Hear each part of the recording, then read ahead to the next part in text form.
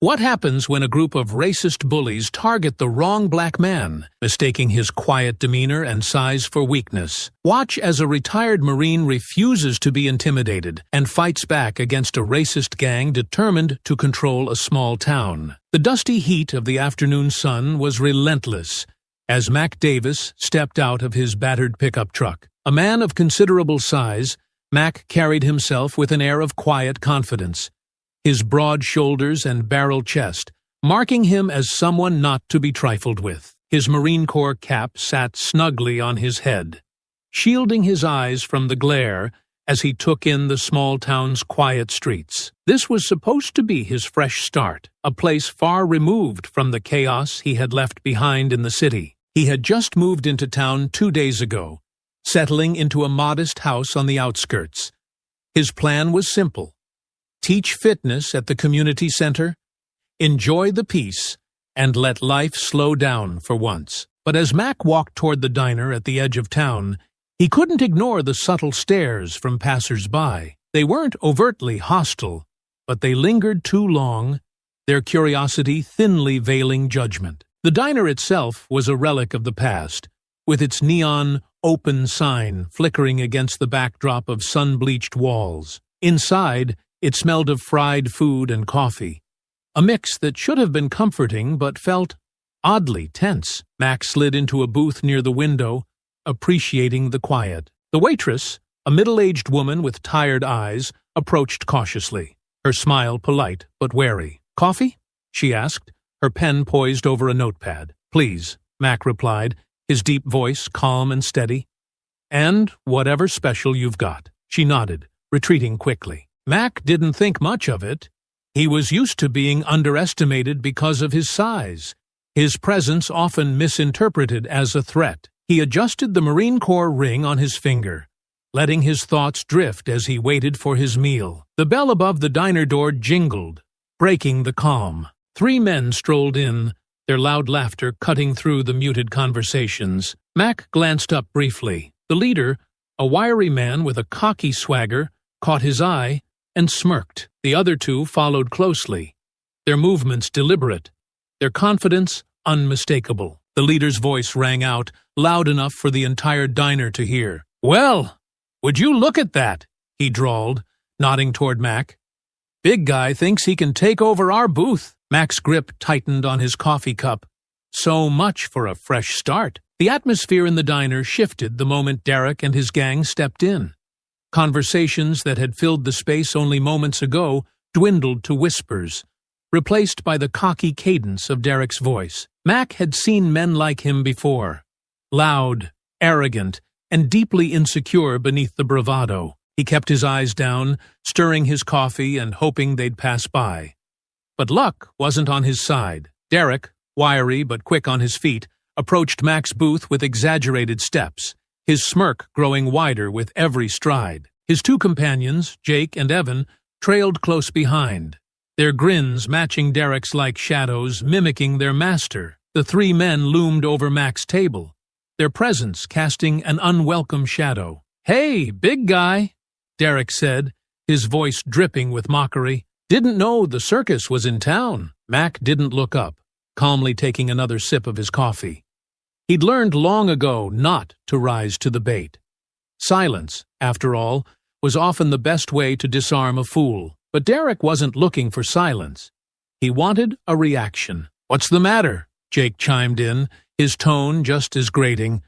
"Too busy counting calories to say hi." The 2 men burst into laughter, while Evan leaned against the booth, pretending to inspect Mac's plate. "Man, with all that weight, you must have been first in line when they served breakfast," Evan sneered.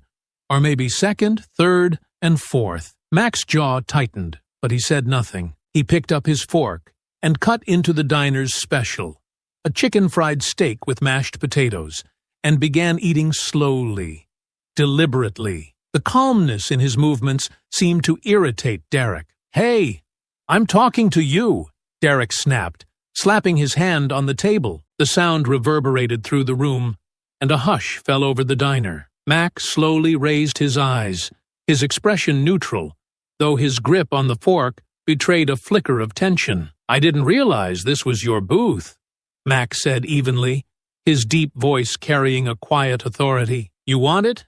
Take it.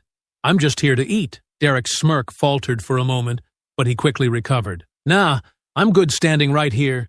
Gives me a better view of—" He gestured vaguely at Mac's body. "Whatever this is. Man, how do you even fit through doors?" Jake and Evan burst into laughter again, nudging each other like schoolyard bullies. The waitress, standing by the counter, glanced nervously in their direction, but made no move to intervene. Mac set down his fork and leaned back in his seat, his eyes meeting Derek's for the first time. There was no anger in his gaze, only a quiet, simmering patience. "Are you done?"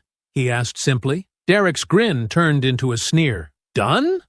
Oh, not even close. I mean, come on. Look at you. Big guy like you, I bet you don't even work. Just sit around all day stuffing your face, huh?" Jake added, "Bet he's on disability or something. Probably milking the system." Mac's fingers curled into a fist under the table, but he forced himself to stay calm. His training had taught him restraint, to pick his battles wisely. This wasn't about him. It was about the small-mindedness of men who needed to tear others down to feel tall. He wasn't going to let them win by stooping to their level. "Why don't you go sit down and enjoy your lunch?" Mac said evenly, his voice calm but firm. "This isn't going to end the way you think it will." Derek laughed, a harsh, grating sound that filled the diner. "End? What's that supposed to mean? You threatening me, fat boy?" Jake and Evan stepped closer, their grins fading into something more predatory. The air in the diner felt heavier now, charged with tension. A few patrons shifted in their seats, watching the scene unfold but doing nothing to intervene. The waitress disappeared into the kitchen, leaving Mac alone with the gang. Derek leaned in, his face inches from Mac's. "I don't think you get it, Tubby. This is our town. You don't belong here. So why don't you finish your meal, waddle on out, and never come back?" Mac didn't flinch. His voice was steady, his words measured. "I belong wherever I decide to be, and I'm not going anywhere." For a moment, the diner was silent, the weight of Mac's words hanging in the air. Derek's smirk faltered again, and he took a small step back, as if surprised by the confidence radiating from the man before him. But the moment didn't last. Jake broke the silence with a derisive snort. "You hear that, Derek? Big guy's got a backbone. Let's see if it can hold up his weight." The laughter started again, louder this time, more aggressive. Mac's patience was wearing thin. He glanced at his plate, then at Derek and his crew, calculating his next move. This wasn't over. Not by a long shot. The tension in the diner was palpable. Every patron acutely aware of the unfolding confrontation, but unwilling to intervene. Derek stepped back just enough to survey the room, as if soaking in the silent approval of his audience. He turned his attention back to Mac, smirking as he tapped a finger on the table. "You're new around here, aren't you?" Derek asked, his voice dropping into a mockingly friendly tone. "See? We don't get many like you in this town." Mac kept his gaze steady. "Like me?" he asked, his tone calm but edged with steel. Derek's smirk widened, his eyes scanning Mac from head to toe. "Yeah, you know, big city types. Real different. You stand out. Don't take it the wrong way, though. It's just that people like you don't really, fit in around here." Jake leaned against the booth, crossing his arms with a smug grin. "He means black. Don't worry, man. We'll spell it out for you if it's too hard to follow." Evan snickered, adding, "Yeah, folks like you don't last long here. They always seem to pack up and leave real quick. Wonder why that is." The room felt smaller now, the walls closing in as their words hung in the air. Mac's grip on the edge of the table tightened, his knuckles whitening. He knew this wasn't about him personally. It never was. Men like Derek thrived on making others feel unwelcome, on reinforcing the idea that they had ownership over spaces that didn't belong to them. Mac let the silence linger, his calm demeanor unshaken. "You're real brave with three of you and a crowd to cheer you on," he said finally, his voice low, but cutting through the room like a blade. Is this what you do for fun? Drive people out because you can't handle the thought of someone different? Derek's grin twisted into something darker. Nah, we just like keeping our town clean. Know what I mean? Can't have people like you lowering property values. Jake laughed loudly at that, slapping Derek on the back. Derek's doing this town a service. Call him a community leader. Evan, emboldened by their laughter, jabbed a finger toward Mac. Bet you don't even work. You probably came here looking for handouts. Let me guess. Disability checks? Food stamps? Maybe a little Section 8? Mac clenched his jaw but stayed seated, refusing to rise to their bait. His calm unnerved them, even if they didn't show it. Men like Derek wanted chaos. They thrived on it. They wanted him to explode, to give them an excuse to escalate. He wasn't going to give them that satisfaction. You don't know a thing about me, Mac said, his voice steady, his eyes locked on Derek's. But keep talking. You're telling me plenty about yourself. Derek's smirk faltered for a split second before he regained it, leaning closer again. Oh, we know enough. Guys like you don't belong here. You think you can just show up and, what? Pretend you're one of us? Nah. This is our town, our rules, and people who don't like it? Well, they figure it out real quick. Jake nodded in agreement. Yeah, we make sure of it. Ain't that right, Derek? Damn right, Derek said, straightening up and puffing out his chest. See, when people like you show up, we remind them they're not welcome. Some get the hint after a few days. Others need a little more persuasion. Mac's calm demeanor cracked just enough for a flicker of anger to show in his eyes. He'd faced ignorance and prejudice before, but this was something else. These men weren't just bullies. They were a system. A coordinated effort to keep people of color out of their town through fear and intimidation. What's the plan? Mac asked coolly. You think you're going to intimidate me into leaving? You're wasting your time. Jake chuckled, shaking his head. Man, you don't get it, do you? This isn't a choice. We've been here a long time. You're just passing through. It's best you remember that. Derek stepped even closer, his voice dropping to a growl. Or maybe you need a little demonstration to make it clearer. The threat was unmistakable, and the tension in the room reached a breaking point. The other diners looked on, their faces a mix of fear and resignation. No one moved to help. No one dared to intervene. You want to make your point? Mac asked, slowly standing from his booth. His full height dwarfed Derek, his broad frame cutting an imposing figure. Go ahead and try, but I'll warn you now. You won't like the outcome. Derek's bravado flickered, but Jake and Evan stepped in to back him up, forming a wall of overconfidence. The smirks returned, their arrogance unwavering. They thought they had him outnumbered, that their strength lay in their numbers. Derek cracked his knuckles. Let's see what you've got, fat boy. Mac didn't flinch. His stance was solid, his expression calm. This wasn't over. Not by a long shot. Derek smirked, stepping closer. What's the matter, big guy? You scared? Or are you just too slow to do anything about it? Jake and Evan flanked him, their postures tense but cocky, like predators toying with prey. The diner's silence was deafening. No one dared to speak, the few remaining patrons frozen in their seats. The waitress peeked out from behind the counter, her face pale. Mac's voice cut through the charged air. You boys have made a mistake. You don't want this fight. Derek laughed, a harsh sound that echoed off the diner's tiled walls. You hear that? Fat boy thinks he's gonna teach us a lesson. He turned to Jake and Evan. Maybe we should teach him a little respect first. Jake cracked his knuckles and moved in first. Respect, huh? Let's see how much you've got. The swing came fast but uncoordinated. Mac ducked easily, sidestepping the blow and twisting his torso to deliver a calculated shove to Jake's chest. Jake staggered backward, crashing into a booth, his breath coming out in a startled wheeze. The plates on the table rattled as he grabbed for balance. You've got one chance to walk away, Mac said, straightening up, his voice calm but firm.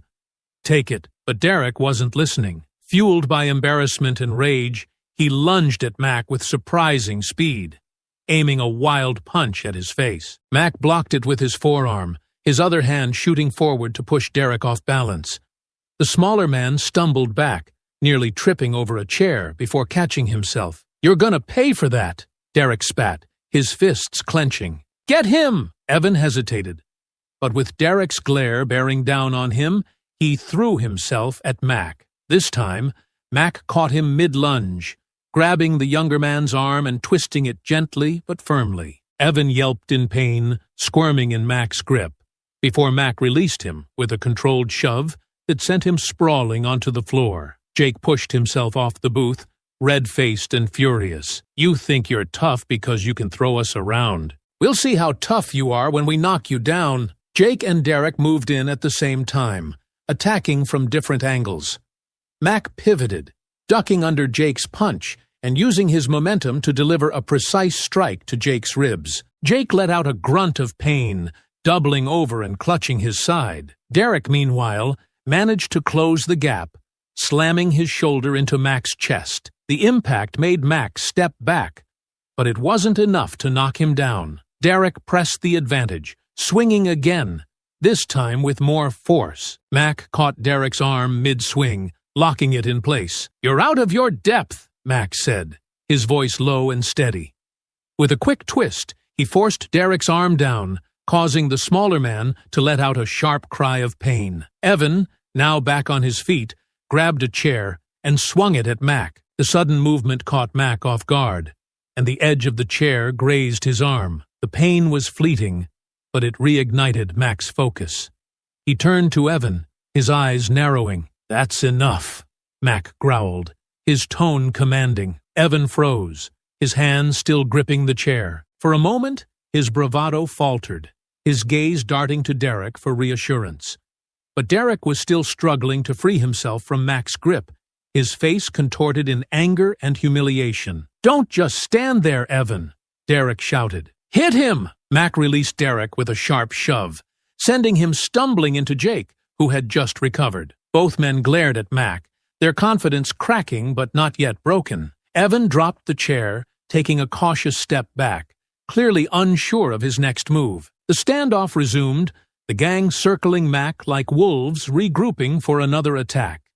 Mac stood his ground, his breathing steady, his stance unshaken. He scanned their faces, noting the hesitation creeping into their eyes. "You've already lost," Mac said, his tone calm but cutting. "You just don't know it yet." Derek's fists clenched, his face red with frustration. "This isn't over," he spat, motioning for Jake and Evan to spread out again. "You think you can come here, humiliate us, and walk away?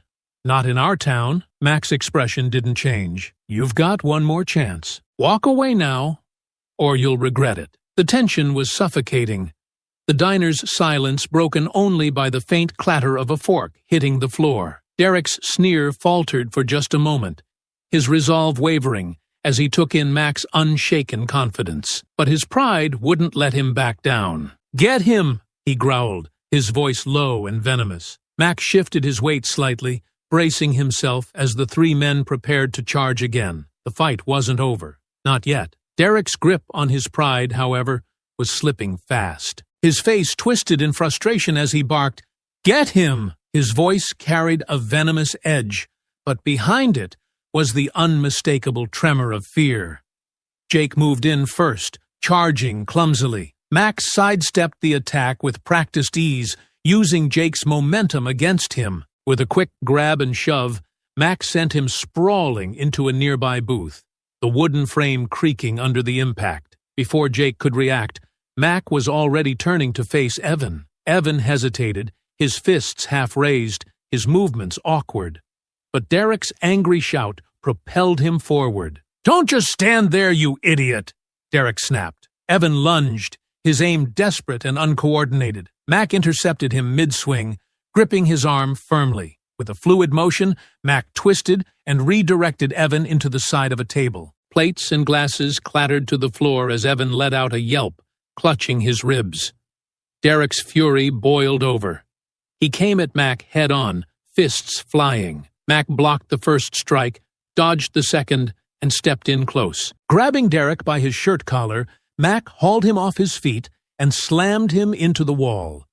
The impact sent a framed picture tumbling to the floor, and Derek's bravado shattered along with it. Mac's voice was low and controlled, but the weight of his words pressed on Derek like a vice. "You done yet?" Derek squirmed, his eyes darting around the diner for help. Jake staggered to his feet, holding his side, while Evan leaned heavily against a booth, his face pale. Both men looked at Derek, their confidence thoroughly dismantled. "This isn't over," Derek spat, his voice cracking as Mac released him. He stumbled but managed to stay upright. "We know where to find you." Jake nodded, his voice slurring as he added, "Yeah, you're done. You don't belong here." Evan muttered something unintelligible, his eyes darting between the door and Derek, clearly eager to flee. Derek glared at Mac one last time, his trembling hand pointing at him like a curse. "You'll regret this. You'll see." The gang turned and bolted for the door, their retreat clumsy and disorganized.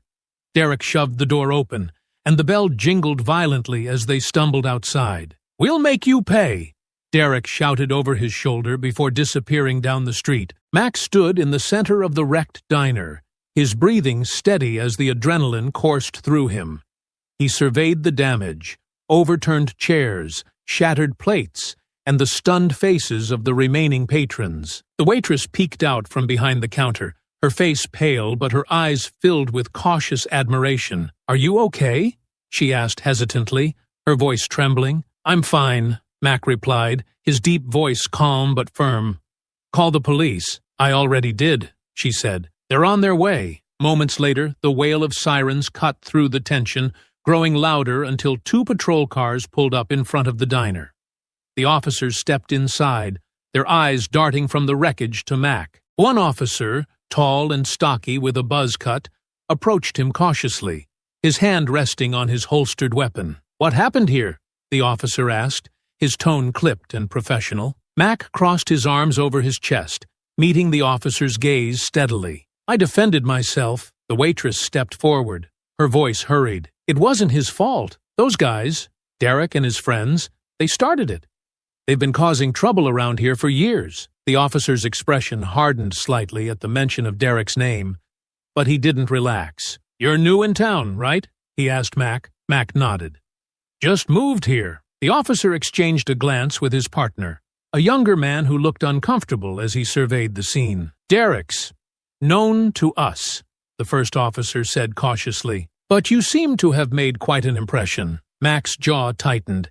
He could hear the unspoken skepticism in the officer's tone, the subtle implication that the new guy must have done something to provoke the gang. "I didn't start this," Mac said firmly, "but I finished it." The waitress nodded vigorously. "He's telling the truth. Derek and his crew came in, started harassing him, and wouldn't stop. They've done this before. To other people." The officer sighed, running a hand over his buzzed hair. "Yeah, we've heard complaints about them. Hard to get anything to stick, though." Mac narrowed his eyes. "You're telling me they've been doing this for years, and no one stopped them?" The officer shifted uncomfortably. "We do what we can, but people around here don't like to talk. Derek's family has connections." Mac's gaze didn't waver. "Connections or not, they just threatened me." "You planning to do something about that?" The officer hesitated, then gestured toward the damage. "We'll file a report. If they come near you again, let us know." Mac's jaw clenched, but he said nothing. He could see the reluctance in the officer's posture, the unspoken reality that Derek and his gang had been allowed to terrorize the town unchecked. As the officers began taking statements from the other patrons, Mac stepped outside. The cool air hit his face as he stood on the diner's steps, his thoughts racing. Derek's threats echoed in his mind. "We know where to find you." This wasn't over. Not by a long shot. Mac adjusted his Marine Corps cap and squared his shoulders. If the town wasn't going to stand up to Derek, then he would. One way or another, this was going to end. The diner was quieter now, but the tension lingered in the air like the aftermath of a storm. Mac walked toward his truck, his every step measured, his mind replaying the threats Derek had spat as he and his gang fled. He didn't doubt for a second that they'd make good on those threats. The bruises on his knuckles and the overturned chairs in the diner were only the beginning. Derek wasn't the type to let humiliation go unanswered. The police, unsurprisingly, had been dismissive. Their thin assurances of filing a report didn't fool Mac. He'd seen the way they shifted uncomfortably when Derek's name came up, their words laden with hesitation. The gang had connections, small-town ties that kept them untouchable. But Mac wasn't about to back down.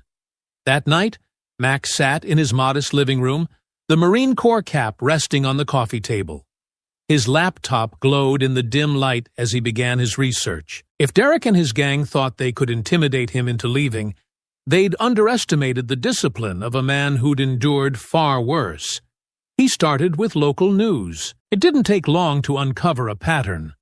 Vague reports of harassment, fights, and property damage, all attributed to Derek and his crew. Most accounts lacked names or detailed follow-ups, and the few victims who had spoken out quickly recanted their statements or moved away. The pieces began to fall into place. Derek and his gang weren't just a group of thugs. They were a system of intimidation. Their targets weren't random. They were people like Mac, outsiders, minorities, anyone who didn't fit the mold of their small-town ideal. The next morning, Mac headed to the community center where he'd just started work as a fitness coach. Between sessions, he spoke with some of the staff, careful to ease into the conversation. He learned more than he expected. One woman, a middle-aged receptionist named Sandra, was quick to warn him. "You're not the first," Sandra said, her voice low as she glanced around the room. "They've been doing this for years, threatening people, vandalizing property. They'll do whatever it takes to make sure folks like us don't get comfortable here." Mac leaned forward, his expression serious. "Why hasn't anyone done anything about it?" Sandra sighed, shaking her head. "People are scared. Derek's uncle is on the town council. His dad owns half the businesses in town, and the police," she hesitated. "They look the other way." Her words confirmed what Mac had suspected. The system in this town wasn't broken. It was rigged. Derek and his gang operated with impunity because the people in power allowed it. "Do you know anyone they've targeted recently?"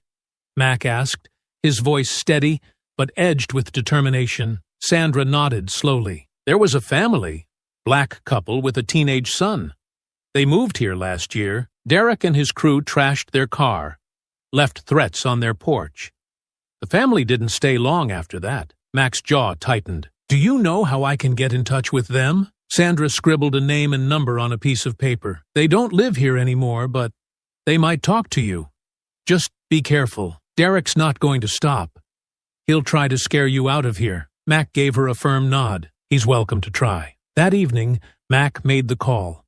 The voice on the other end was cautious at first, but when Mac explained who he was and what had happened at the diner, the man's tone shifted. He introduced himself as David Jackson and told Mac everything. "They targeted us the second we moved in," David said, his voice filled with frustration and lingering fear. "It started with stares, comments at the grocery store.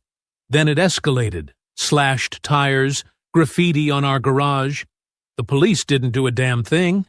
Derek's uncle? He was at one of their barbecues the same weekend they trashed our car. Why didn't you press charges?" Mac asked, though he already knew the answer. "They made it clear what would happen if we did," David replied bitterly. "We've got a kid. We couldn't take the risk." The conversation left Mac more determined than ever. Derek and his gang thrived on fear, using it to keep their victims isolated and silent. But Mac wasn't going to be intimidated. He wasn't going to run. He spent the next few days gathering more evidence, speaking to others who had been targeted, and documenting everything meticulously. Each story painted a damning picture of a town that had allowed Derek and his crew to terrorize anyone who didn't fit their narrow definition of belonging. Mac also made a point to keep an eye on his surroundings. Derek and his gang weren't idle.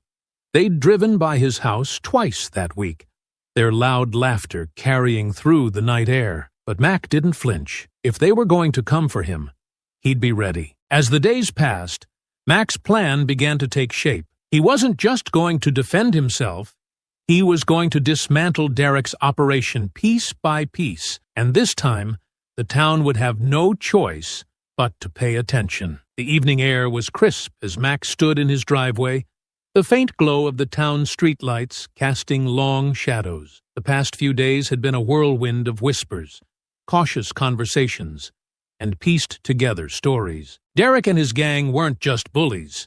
They were predators, and the town had allowed them to thrive. Mac wasn't going to let that continue. He began his plan by focusing on the weakest link, Evan. The young man had been visibly shaken during the diner confrontation, his reluctance to escalate evident even when Derek barked orders. Evan didn't strike Mac as someone who wanted this life, just someone too scared to leave it. The opportunity came the following evening. Mac waited near the auto parts store where Evan worked, his truck parked inconspicuously nearby. When the lights inside dimmed and the lock clicked on the door, Mac approached. Evan froze when he spotted Mac stepping into the light. "What? What do you want?" Evan stammered, his voice cracking. "To talk," Mac said calmly, stopping a few feet away. His large frame loomed, but his tone remained steady, almost reassuring. "You've got a chance to do the right thing. Walk away from this." Evan laughed nervously, his hand fumbling with his keys. "You don't know Derek. You don't know what he'll do." "I know exactly what he'll do," Mac replied, "because I've dealt with men like him before, and they always fall. The only question is, are you going down with him?" Evan's shoulders slumped slightly. He glanced around the empty lot, then back at Mac. "What do you mean? Tell me everything you know. What he's done, where he operates, who's helping him." Mac's voice was firm, but not aggressive. "You're scared of him, and I get that. But Derek's not going to protect you when this blows up in his face. You don't want to be standing next to him when it happens." Evan hesitated, the silence stretching between them. Finally, he nodded. "Okay," he muttered. "But you didn't hear it from me." The information Evan gave Mac opened the door to a much larger picture. Derek wasn't just targeting individuals. He and his gang had terrorized minority-owned businesses, vandalized properties, and threatened families to force them out of town. Worse, Derek's father, a wealthy local businessman, was quietly funding campaigns and keeping key figures in town on his payroll to shield his son. Mac pieced it all together, compiling every detail into a growing dossier. He spoke to more people who had been targeted, each story fueling his determination. Most were hesitant at first, glancing nervously over their shoulders as they talked. But Mac's presence, his quiet resolve, gave them courage. There was a black family who moved in 2 streets over. A neighbor whispered to him one afternoon. They only lasted a month. Derek and his friends smashed their car windows, spray-painted their garage. The police didn't do a thing. Another man at the community center shook his head bitterly as he recounted his story. "I run a small shop. Derek's crew started hanging out by my storefront, scaring off customers. I tried to file a complaint, but, well, nothing came of it." Mac documented it all. Each interview, each photo, each detail painted a damning picture of a town held hostage by fear and silence. One evening, Mac attended a town council meeting. He sat quietly in the back, blending into the crowd as the council discussed mundane issues, funding, infrastructure, and upcoming events. But when the floor opened for public comments, Mac stood. "My name is Mac Davis," he began, his deep voice carrying through the room. "I've only been here a short time, but I've seen enough to know this town has a problem." He held up a thick folder of evidence, his gaze sweeping over the council members. "For years, a group of individuals has been terrorizing residents, harassing businesses, vandalizing homes, and driving families out. And it's been allowed to continue because of silence." The room grew uncomfortably quiet. One of the council members, an older man with a stiff posture, shifted in his seat. "This isn't just about a group of bullies," Mac continued. "It's about a system that's protected them. I've spoken to people who've been targeted, people too afraid to come forward. But that fear ends now. I've sent this to the press, and I'll make sure it gets to the right authorities." Mac's gaze landed on a man sitting near the end of the table. Derek's uncle. The man's face was pale, his fingers tapping nervously on the desk. Mac didn't need to say his name. The implication was clear. "I'm not here to scare anyone," Mac finished. "I'm here to make sure this stops, one way or another." The murmurs in the room grew louder as Mac stepped back, his presence lingering like a storm cloud. He didn't wait for a response. He'd said what needed to be said. The next night, as Mac stepped out of his truck in his driveway, headlights appeared down the street. A familiar car screeched to a halt, and Derek, Jake, and Evan spilled out, their faces twisted with anger. "You think you're smart?" Derek shouted, storming toward Mac. "You think you can ruin us?" Mac stood his ground, his hands loose at his sides. "I don't have to ruin you," he said calmly. "You've done that yourself." Jake cracked his knuckles, his voice shaky but loud. "You're dead, old man. This is our town." Evan lingered behind, his eyes darting nervously. Derek's glare snapped him out of it, and he stepped forward reluctantly. "You made your choice," Mac said, his voice low. "And now, you're going to deal with the consequences." The three of them edged closer, their aggression barely masking their fear. Mac squared his shoulders, ready for whatever came next. The night air felt heavier as Derek, Jake, and Evan advanced toward Mac, their faces twisted with anger. The tension in the quiet street was almost palpable, the glow of the headlights casting flickering shadows that danced across the ground. Mac stood his ground, his expression calm, his shoulders squared. He'd faced worse than this before, but something about this encounter felt personal. "You think you can embarrass us and just walk away?" Derek hissed, his voice low but laced with venom. He jabbed a finger at Mac's chest. "This is our town. You're about to learn what that means." Mac's eyes flicked between the three of them. Derek's fury radiated off him like a fever, while Jake's clenched fists betrayed his impatience. But it was Evan who caught Mac's attention. He lingered behind the others, his steps hesitant, his hands fidgeting at his sides. There was fear in his eyes, not the same bravado-fueled rage as Derek and Jake, but a genuine uncertainty about what was about to happen. "You don't have to do this," Mac said, addressing Evan directly. His voice was steady, carrying a weight of authority. "Walk away now, and you won't regret it." Evan's lips parted as if to reply, but Derek's glare silenced him. "Don't listen to him," Derek snapped. "He's bluffing. He's nothing." Jake surged forward first, his boots slamming against the pavement as he closed the distance. His punch came wide and fast, aiming straight for Mac's jaw, but Mac was ready. He sidestepped the swing with practiced ease, grabbing Jake's wrist and twisting it sharply. Jake cried out, his body twisting involuntarily, as Mac forced him off balance and sent him tumbling to the ground with a shove. Derek lunged next, aiming low in an attempt to tackle Mac. The move was clumsy, fueled by desperation rather than skill. Mac planted his feet and braced, catching Derek by the shoulders and driving a knee into his stomach. Derek gasped, the air rushing out of him as he staggered backward, clutching his midsection. "You're out of your depth," Mac said, his voice calm but firm. He stepped back, giving them a moment to reconsider. "Don't make this worse for yourselves." Jake scrambled to his feet, shaking his head as he rubbed his wrist. "You think you're tough because you got lucky?" he spat. "We'll see how tough you are when we're done with you." Evan took another step back, his eyes darting nervously between Mac and Derek. Maybe we should just leave," he muttered, his voice barely audible. "What did you say?"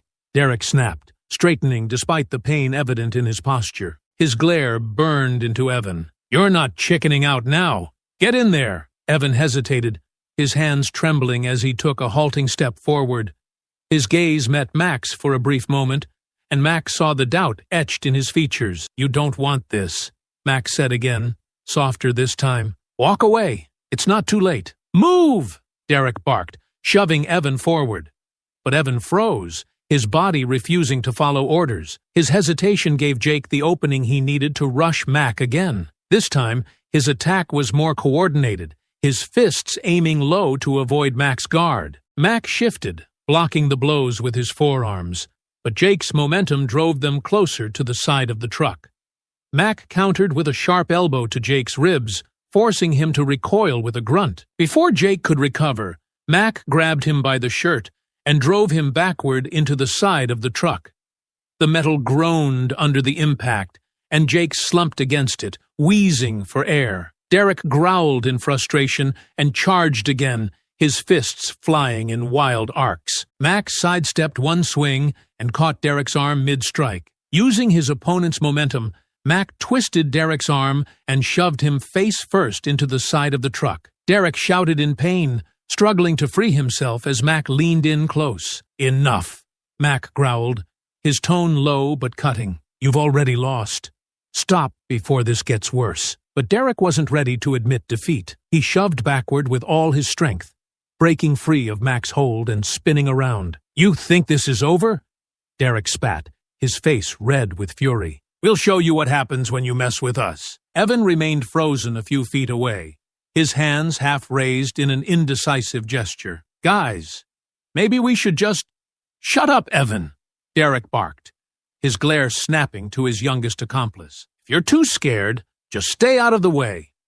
Jake groaned, pushing himself off the truck and clutching his side. "We're not done yet," he muttered, his voice low but defiant. The fight paused momentarily, the air thick with tension as the gang regrouped. Mac stood in the center, his breathing steady, his eyes scanning their movements. He could see Derek's pride battling with his survival instincts, his fists clenched tightly as he debated his next move. "This is your last chance," Mac said, his voice carrying the weight of finality. "Walk away." Derek wiped the corner of his mouth, his lips curling into a snarl. "Not a chance." And with that, the fight reignited. Derek surged forward with renewed desperation, his movements reckless but filled with fury. Jake flanked him, clutching his ribs but forcing himself upright. Their combined charge forced Mac to shift quickly, his body moving with the precision of someone who'd faced far worse adversaries. Derek swung first,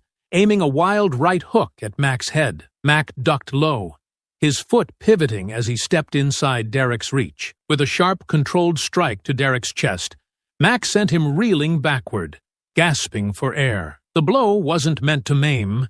It was calculated to remind Derek who he was dealing with. Jake capitalized on the opening, rushing in from the side. This time, he was smarter, aiming low with a driving punch toward Mac's gut. But Mac anticipated the move, sidestepping and catching Jake's wrist mid-swing. With a powerful twist, Mac forced Jake to his knees, eliciting a pained grunt. "You're too predictable," Mac said, his voice calm yet cutting. Jake squirmed, trying to pull free, but Mac shoved him away with a calculated push. Jake tumbled into a parked car, the impact rattling the vehicle. He slumped to the ground, groaning, his earlier bravado completely gone. Derek recovered enough to grab a metal pipe lying near the truck.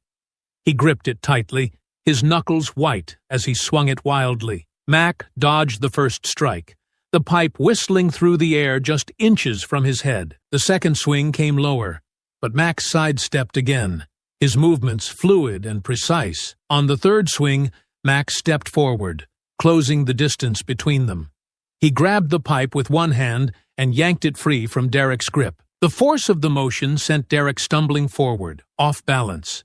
Mac spun the pipe once in his hand before tossing it aside with a loud clang that echoed in the stillness of the street. "You need more than a weapon to take me down," Mac said, his tone unwavering. And even then, it wouldn't be enough. Derek's face twisted with rage, but the hint of fear in his eyes betrayed him. He lunged again, his fists swinging wildly, but his movements were sloppy and uncoordinated. Mac blocked each strike with ease, his forearms absorbing the blows like they were nothing.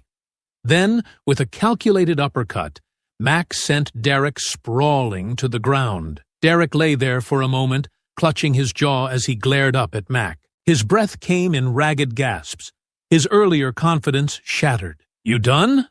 Mac asked, his voice steady, almost casual. But before Derek could answer, Jake pushed himself off the ground and charged once more. His steps were sluggish, his body clearly battered, but his pride pushed him forward. Mac caught him mid-charge, planting a firm hand on Jake's chest and shoving him backward.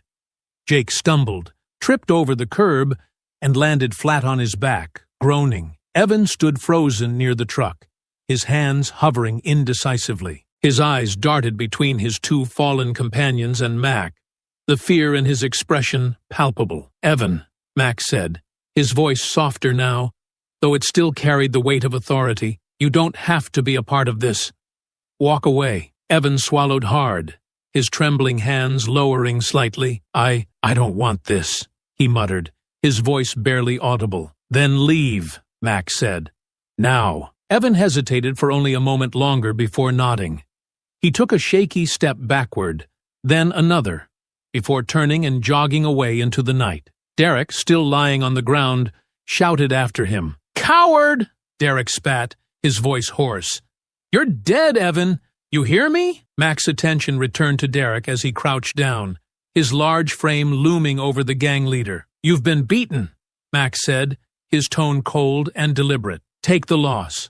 Walk away. Don't make this worse." Derek's glare burned with humiliation, but he didn't move to attack again. Slowly, he pushed himself up, his movements stiff and pained.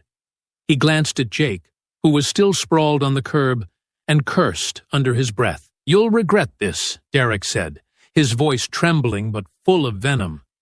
"We know where you live.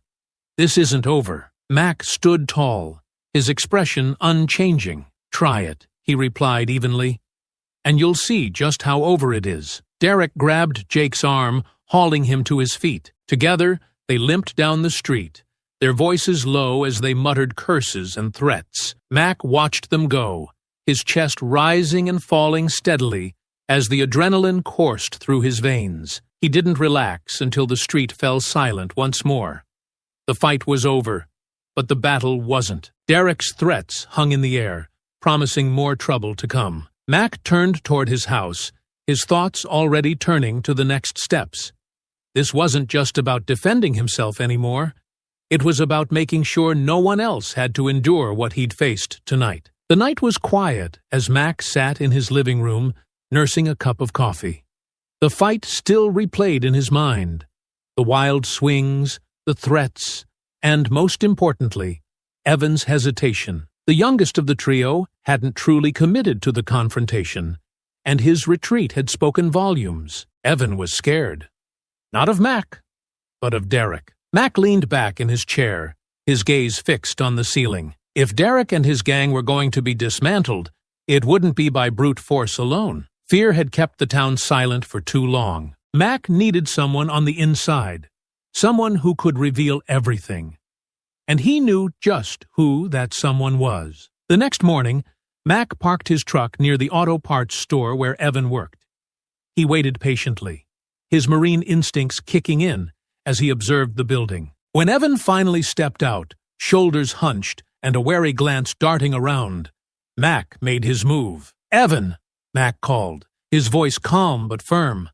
Evan froze mid-step, his head snapping toward Mac. His wide eyes betrayed his nerves as Mac approached, his hands held out in a non-threatening manner. "I'm not here to hurt you," Mac said, stopping a few feet away. "I just want to talk." Evan hesitated, his gaze shifting toward his car as though considering a quick escape. "What do you want?" he asked, his voice barely above a whisper. "You know what I want," Mac replied.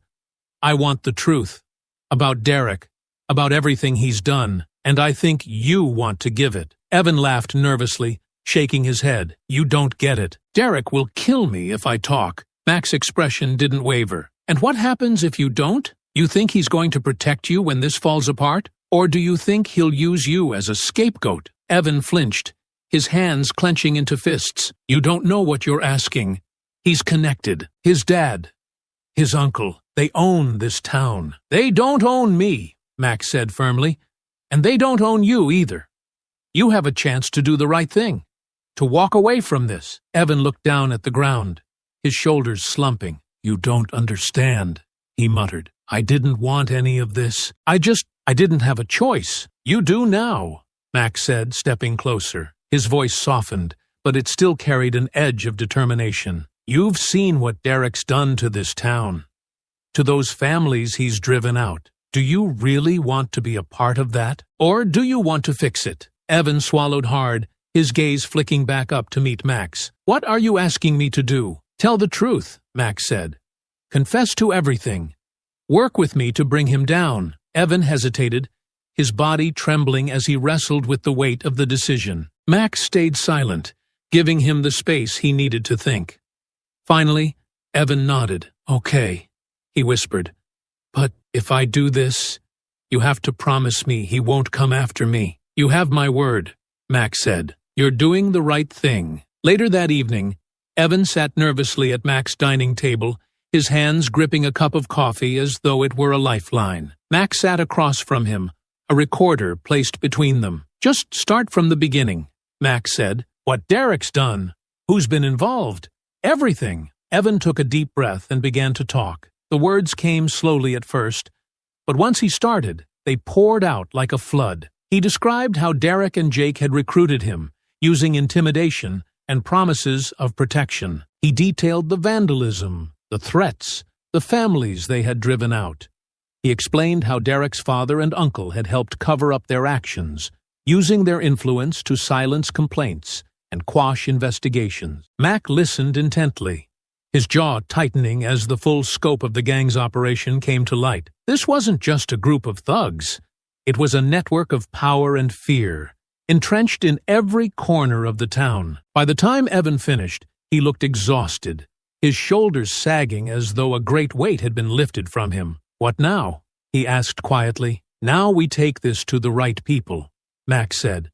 The press, the authorities, anyone who will listen, and we make sure they can't ignore it. Evan nodded, his expression conflicted but resolute. Okay, just promise me you'll keep me out of this as much as you can. I'll do my best, Max said.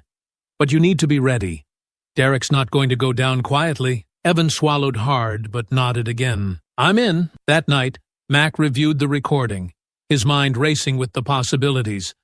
With Evan's confession, he had enough to start breaking Derek's hold on the town. But this was only the beginning. The fight wasn't over, and Mac knew the hardest part was still to come. As he shut off the recorder and leaned back in his chair, a faint smile crossed his face. For the first time, it felt like the tide was starting to turn. The morning sun cast long shadows across Mac's living room as he prepared for the next phase of his plan. Evan's confession was a goldmine of information, a roadmap detailing Derek's operation and the web of intimidation, fear, and corruption that kept it running. But a confession alone wasn't enough. Mac needed to turn the town against Derek to make sure no one could ignore the truth anymore. His first stop was the office of Eric Martin, a local journalist who had earned a reputation for poking around in the town's quieter corners. Eric was young, maybe late 20s, and his nervous energy was evident as Mac stepped into his modest office.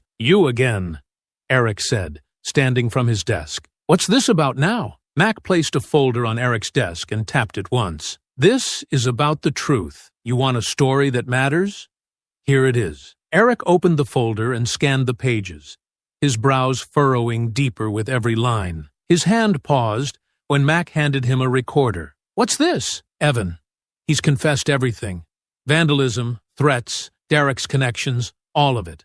Play it. Eric hesitated, then pressed the play button. Evan's shaky voice filled the room, recounting incident after incident. Mac watched as the journalist's face shifted from cautious curiosity to disbelief, and, finally, anger.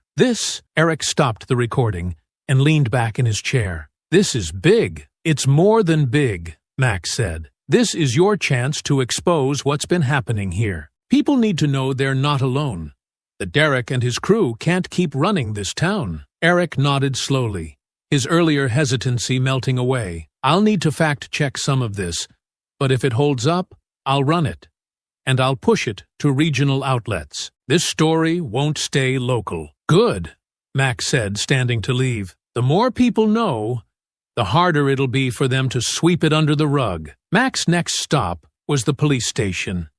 He'd seen their indifference before, but this time he wasn't walking in empty-handed. With a copy of Evan's confession and a detailed summary of Derek's activities, Mac intended to force their hand. The desk officer, A man in his 40s with a tired face looked up as Mac approached. "Can I help you?" "I need to speak to someone in charge of investigations," Mac said firmly. After a moment of hesitation, the officer nodded. A few minutes later, Mac was seated across from Detective Collins, a grizzled man whose skeptical gaze rested heavily on the folder Mac slid across the desk. "This better be good," Collins muttered as he opened the folder. "It's more than good," Mac said. "It's proof." Collins flipped through the pages, his expression unreadable. "Evan Knight, huh?" he said, stopping at the transcript of the confession. "He's one of Derek's boys." "Not anymore," Mac replied. "He's ready to testify." Collins leaned back, crossing his arms. "You've got a lot here, but you know how this works. Evidence doesn't mean much if the people pulling the strings are still in power. That's why I came to you," Mac said, his voice steady. "If you want to do your job, you've got what you need.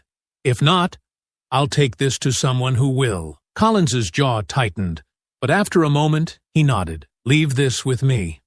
I'll see what I can do." As Mac left the station, he knew the detective's response wasn't a guarantee, but it was a step forward, and that was enough for now. The ripple effect of Evan's confession started quickly. Within days, whispers turned into murmurs, and murmurs became full conversations. People began talking, quietly at first, then more boldly, about what they'd endured at the hands of Derek and his crew. Mac walked through town and saw the change.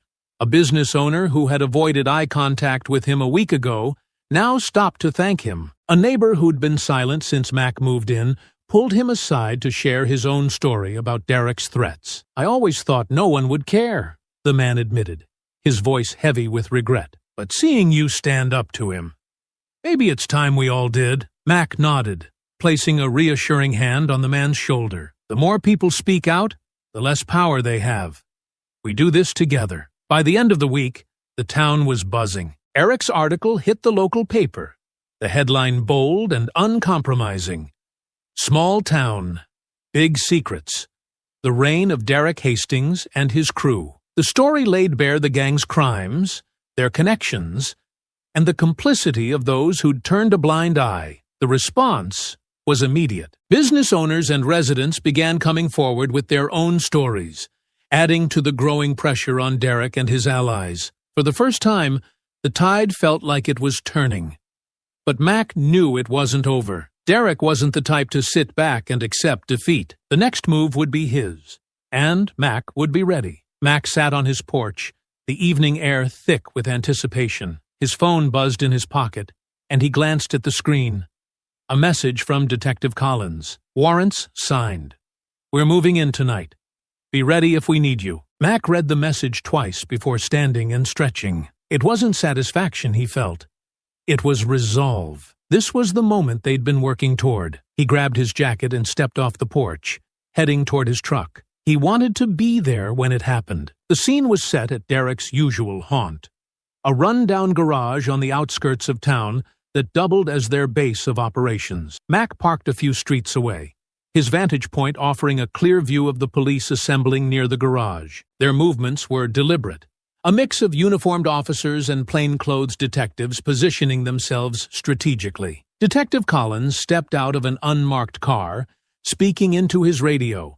His gaze swept the area before locking on Mac's truck. Mac climbed out and approached, his boots crunching against the gravel. "You didn't have to come," Collins said, his voice low but steady. "I'm not here to get in the way," Mac replied, "but I've been in this fight long enough. I want to see it through." Collins nodded, glancing back toward the garage. "They're all in there. Derek, Jake, and the others. We're going in hard and fast." Mac folded his arms, his sharp eyes fixed on the garage. "Make sure you get them all. No one slips through." Collins didn't reply, but the determination in his expression said enough. He raised his hand, signaling to the officers nearby. The faint hum of radios crackled to life, and the officers moved into position. The first shout came from the front of the garage. "Police! Open up!" The words echoed through the night, punctuated by the heavy pounding of fists against the metal door. Inside, there was a scramble of movement, a crash of overturned furniture, muffled curses, and frantic voices. Mac stood back, his muscles tensing as he watched the scene unfold. The door finally gave way with a loud clang, and officers poured into the building, their voices commanding and sharp. "Hands up! Get on the ground!" From his vantage point, Mac saw Derek stumble out of the shadows, his hands half raised as his eyes darted wildly around the room. The bravado was gone, replaced by panic. Jake followed, his face pale, his shoulders hunched as he dropped to his knees without resistance. Two other men hesitated, their hands hovering mid-air, before an officer barked another order. "Down! Now!" Mac shifted his stance, watching closely as Derek tried to regain some semblance of control. "You don't know who you're messing with," Derek shouted, his voice cracking as officers moved in to cuff him. "You think this will stick? My dad's already making calls. You're all dead." Collins stepped into the frame, his expression calm but unyielding.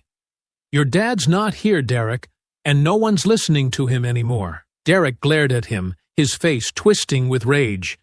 "You think you've won? You think this is over?" "It is for you," Collins replied, signaling for the officers to haul Derek out. Jake and the others followed, their heads bowed as they were led to waiting patrol cars. Mac remained at the edge of the scene, his arms crossed as he observed the arrests. He caught Derek's eye as the young man was shoved into the back of a squad car. For a moment, Derek's mask of fury slipped, revealing the fear beneath. Mac didn't say anything. He didn't need to. His presence alone was enough. Collins approached, wiping his brow as the officers began securing the scene. "That's all of them," he said, his tone edged with exhaustion. "Good," Mac replied, his gaze still on the patrol cars. "Now make it count. Don't let this get buried." Collins nodded. "We've got enough to hold them. Evan's testimony, the complaints, and the evidence you handed over. Their family's going to push back hard, but we'll push harder." Mac turned to face him fully. "You've got the whole town watching now. Make sure they see justice." Collins extended a hand, and Mac shook it firmly. "You've done a lot," Collins said.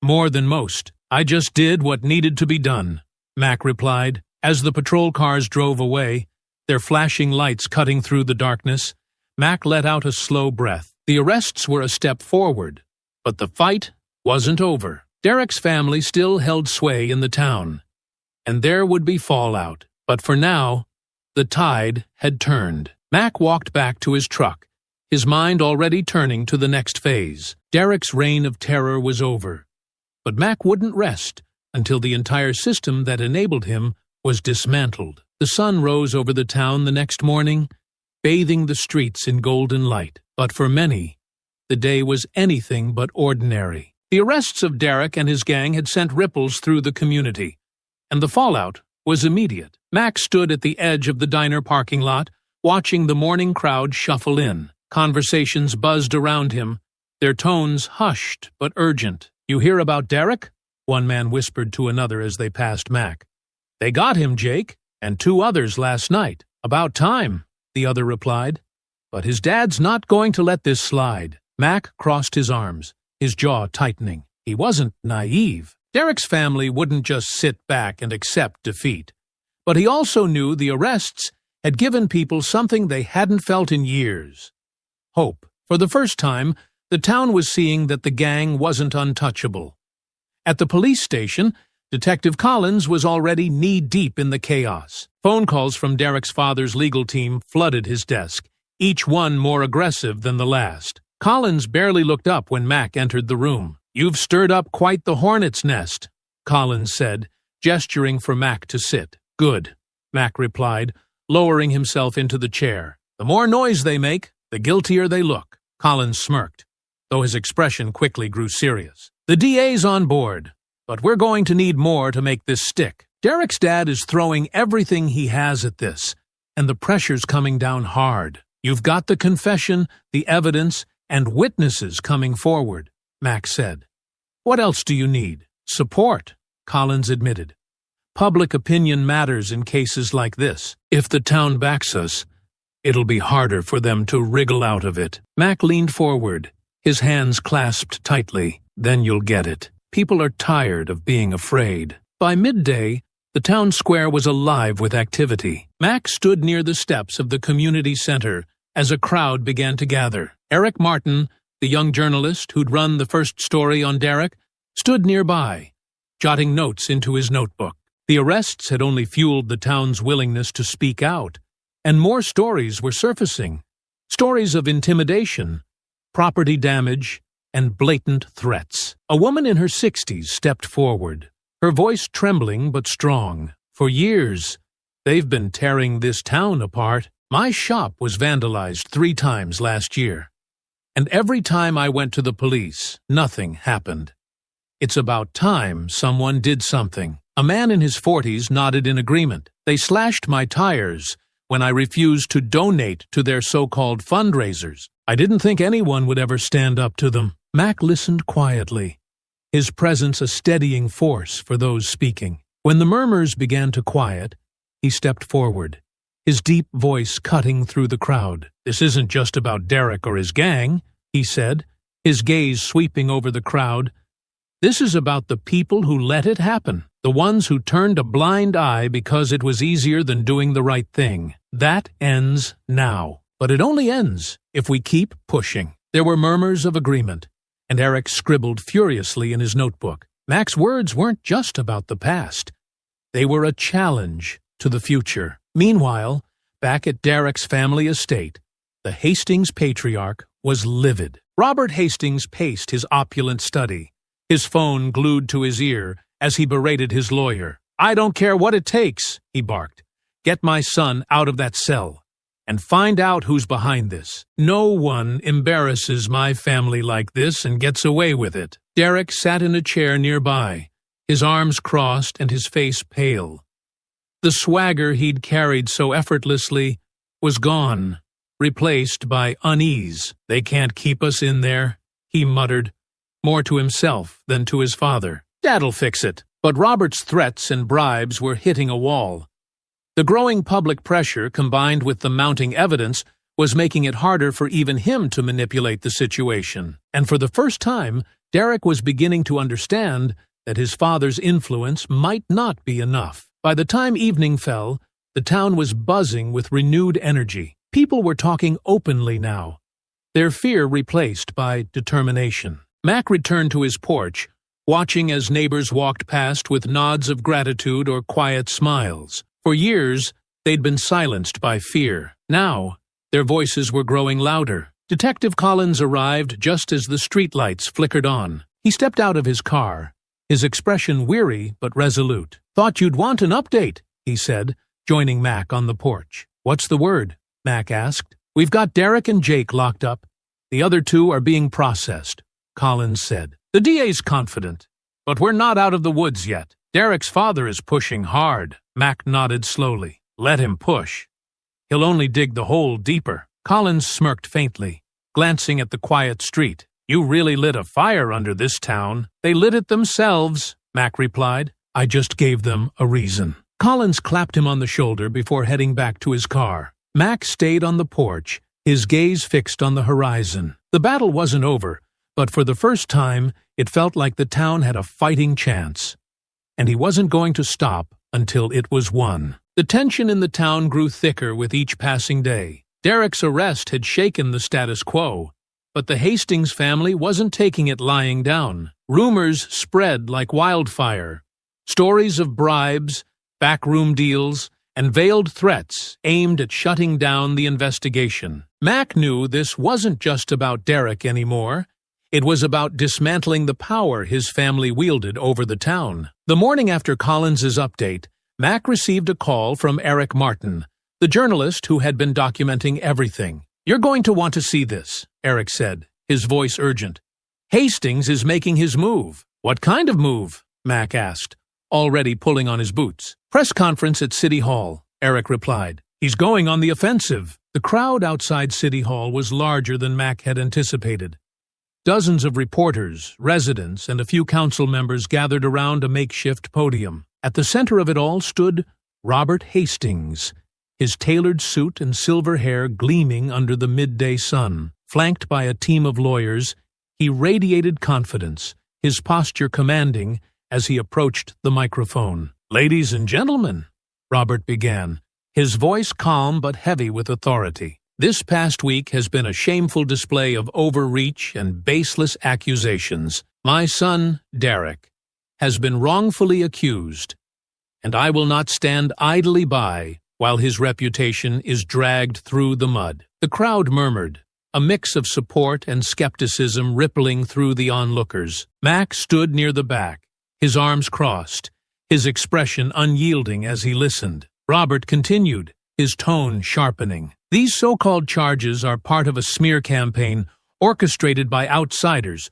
who don't understand this town or its people. My family has dedicated generations to this community, and we will not be intimidated by false narratives." Mac's jaw tightened. The spin was blatant, but it was working. Some members of the crowd nodded in agreement, their loyalty to the Hastings name still intact. Mac stepped forward slightly, catching Eric's eye.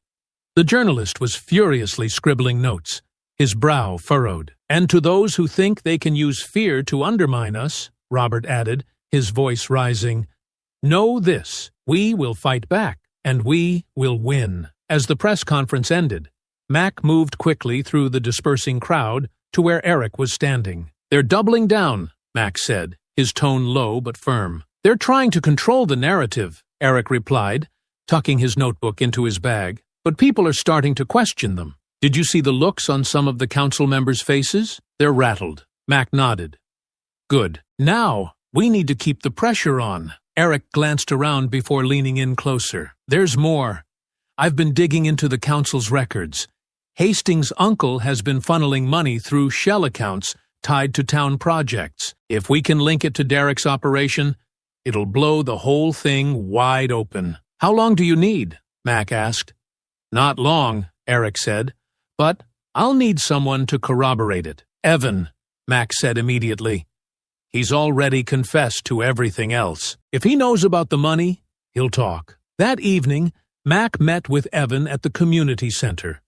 The young man looked tired, his shoulders hunched as he nursed a bottle of water. He glanced up nervously when Mac approached. "I heard about the press conference," Evan said, his voice barely above a whisper. "Derek's dad isn't going to stop, is he?" "No," Mac replied, sitting across from him. "But neither are we." Evan's eyes flicked to the ground, his hands fidgeting with the bottle. "What do you need from me?" "Eric found something," Mac said. "Money trails linked to town projects. If Derek's dad and uncle are involved, we need you to confirm it." Evan hesitated, his jaw working as he weighed his options. Finally, he nodded. "Okay, I'll do it. But if they find out, they won't," Mac assured him. "And if they try, they'll have to go through me first." The following morning, Mac sat with Detective Collins in his office at the station. Eric's findings and Evan's corroboration had provided the missing piece they needed. Collins looked over the documents spread across his desk, his expression grim. "This changes things," Collins said finally. "If we can prove the money trail ties back to Robert Hastings, it's not just Derek on the line, it's the whole family." "So what's the move?" Mac asked. "We bring this to the DA," Collins replied, "and then we go public." Mac nodded, his determination unwavering. "Let's finish this." By the afternoon, the town was abuzz again, but this time the tide was turning even further. Eric's latest article exposed the financial corruption, naming names and pointing directly at Robert and his brother. Coupled with the arrests and mounting testimony, the Hastings family's grip on the town was slipping fast. Robert's confident facade cracked as reporters pressed him for comments outside his estate. Derek's usual arrogance was nowhere to be seen as he was paraded before the cameras, flanked by officers escorting him to a hearing. And, throughout it all, Mac remained steady, watching as the town began to reclaim its voice. But Mac knew the fight wasn't over yet. The Hastings family wouldn't go down without a fight, and the courtroom battles ahead would test everyone involved. Still, for the first time, victory felt within reach. The courtroom buzzed with tension as people filed into the gallery, murmurs filling the air like static. The town's most powerful family was finally being dragged into the spotlight, and everyone wanted to see how it would play out. Mac took a seat near the back, his calm demeanor masking the fire in his chest. This wasn't just about Derek anymore.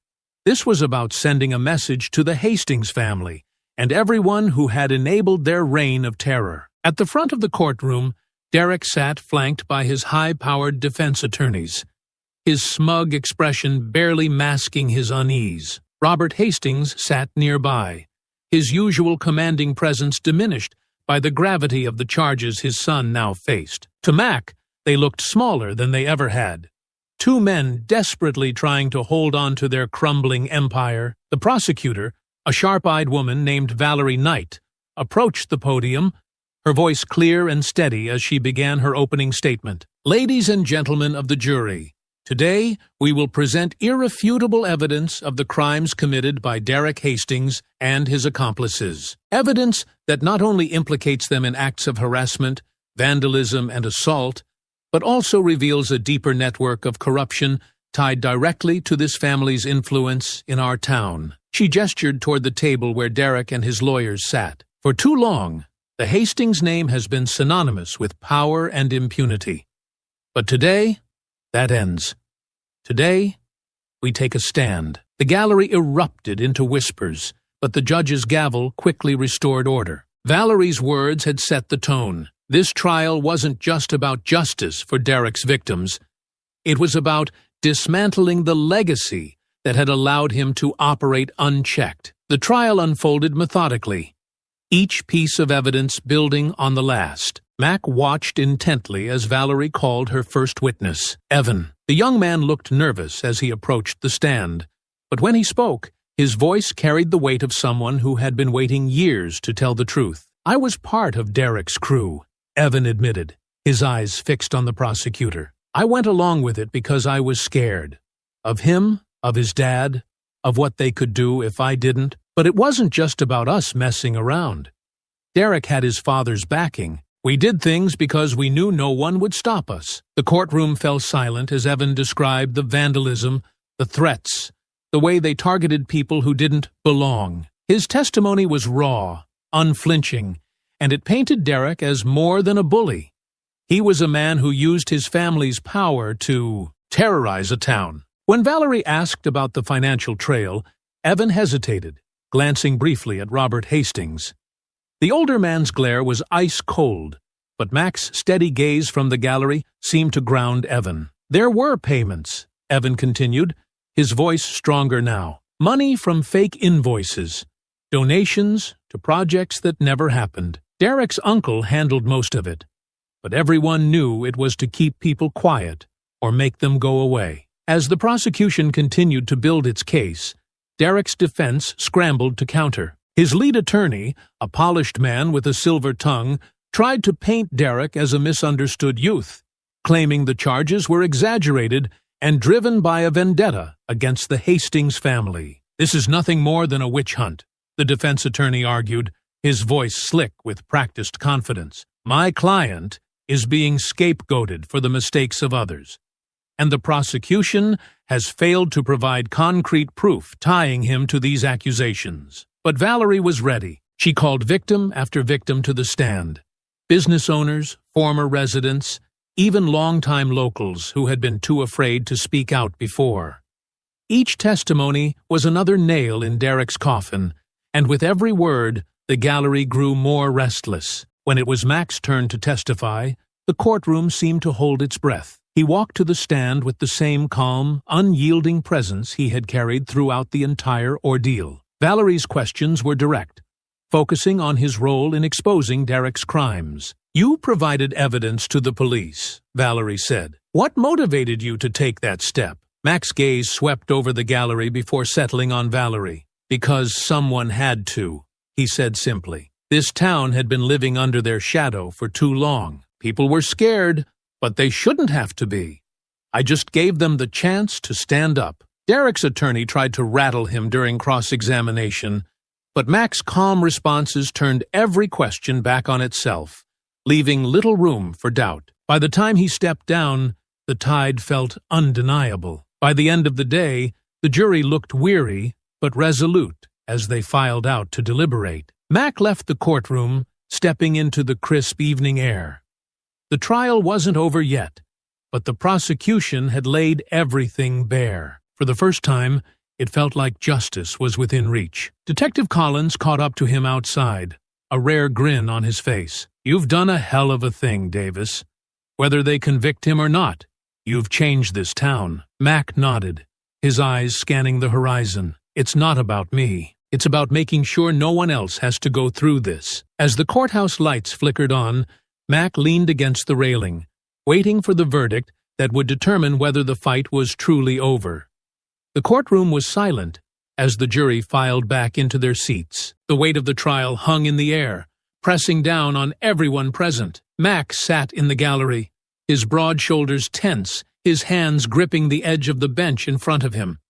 This was it, the moment that would decide whether all the work, the risks, and the sacrifices had been worth it. The judge entered, and everyone rose. Once seated again, the foreperson of the jury stood, holding the verdict in her hands. She looked calm but pale, as though the gravity of what she was about to announce had weighed on her heavily. "On the charge of harassment," she began, her voice clear but steady, "we find the defendant, Derek Hastings, guilty." A collective murmur rippled through the gallery, quickly silenced by the judge's gavel. Mac exhaled slowly, but didn't move. The foreperson continued. "On the charge of vandalism, we find the defendant, Derek Hastings, guilty." Derek's face was a mask of anger and disbelief. His lawyers whispered furiously in his ear, but he batted them away, his expression darkening with each word from the foreperson's mouth. "On the charge of assault, we find the defendant, Derek Hastings, guilty." The tension in the room broke like a dam. Quiet cheers and muffled gasps of relief rippled through the gallery. Mac leaned back in his seat, his eyes steady on Derek, who now sat slumped, his head in his hands. The sentencing followed shortly after. The judge, an older man with a stern gaze, looked over the courtroom as he prepared to deliver the punishment. "Derek Hastings," he said, his voice firm and unyielding, "your actions have caused harm not only to individuals, but to the very fabric of this community. The evidence presented against you is overwhelming, and the testimonies of your victims paint a picture of a man who believed himself untouchable. That ends today." Derek stared at the floor, his jaw clenched, as the judge continued. "For the charges of harassment, vandalism, and assault, you are hereby sentenced to 12 years in prison, with no possibility of parole for the first 8. Additionally, you are ordered to pay restitution to your victims, as outlined by the prosecution." A gasp went up from Derek's mother, who sat in the front row. Robert Hastings, seated beside her, looked as though he'd been struck. His face was pale, his lips pressed into a thin line, but his eyes burned with quiet fury. Mac caught his gaze for a brief moment before Robert turned away. Jake and the other accomplices faced lesser charges, but their sentences were harsh enough to ensure they wouldn't return to their old ways anytime soon. Jake received 5 years, while the other 2 got 3 each. As they were led from the courtroom, Mac noticed how much smaller they seemed now, their swagger and confidence drained. But it wasn't just the gang-facing consequences. The prosecution had already begun laying the groundwork for financial investigations into Robert Hastings and his brother. While they hadn't been formally charged yet, their business dealings were now under intense scrutiny, and the weight of public opinion was beginning to shift. Outside the courthouse, the crowd had grown. Reporters jostled for space, their microphones and cameras pointed at anyone who might give them a soundbite. Mac stepped out into the chaos, his presence drawing attention almost immediately. "Mr. Davis," one reporter called out, pushing a microphone toward him. "What do you have to say about the verdict?" Mac paused, his expression calm but resolute. "Justice was served today," he said simply. "But this isn't just about one man or one trial. It's about making sure no one else has to live in fear in this town. And we're not done yet." The reporters peppered him with more questions, but Mac pushed through the crowd, his focus on the people who mattered most. A group of business owners and residents who had come to support the trial stood near the courthouse steps, their faces a mix of relief and determination. "You did it," Sandra said, stepping forward. Her smile was small but genuine. "You gave this town a chance to fight back." "We all did," Mac replied. "This was never about just me." As the crowd began to disperse, Mac felt a hand on his shoulder. He turned to see Detective Collins, his usual gruff demeanor softened by the faintest hint of a smile. "Not bad, Davis," Collins said. "Not bad at all." "It's not over," Mac replied, his tone even. "The Hastings family still has a lot to answer for." Collins nodded. "True.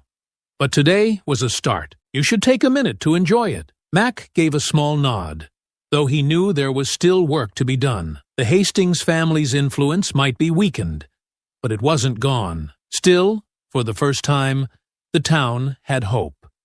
And that was enough. That night, Mac sat on his porch, the stars overhead shining brighter than they had in weeks. The fight wasn't over, but the battle had been won. For the first time, the town felt like a place worth fighting for. And as long as there was work to be done, Mac knew he'd be there to see it through. The days following the trial were quieter than Mac expected. The town had changed, though not entirely. It was more like a wound that had started to heal. Derek and his crew were behind bars, and the Hastings family's influence was under a spotlight it couldn't avoid.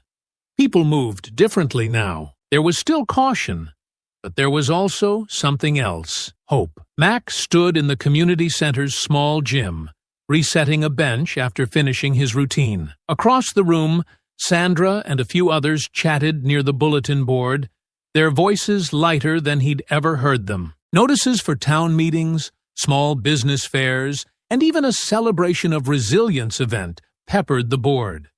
A far cry from the fear and silence that had once stifled this place. Sandra approached as Mac wiped his hands on a towel. "You're staying, aren't you?" she asked, her tone casual, but the question carried weight. Mac looked at her, then glanced around the room. He had thought about leaving. After all, he'd come here as an outsider, and now that the fight against Derek and his family was over, or at least well underway, he had no obligation to stay. But seeing the town rebuild itself, seeing people finding their voices again, made it hard to walk away. "Yeah," he said finally, his deep voice steady. "I think I'll stick around." Sandra smiled, the kind that reached her eyes. "Good. We need people like you." Mac didn't respond.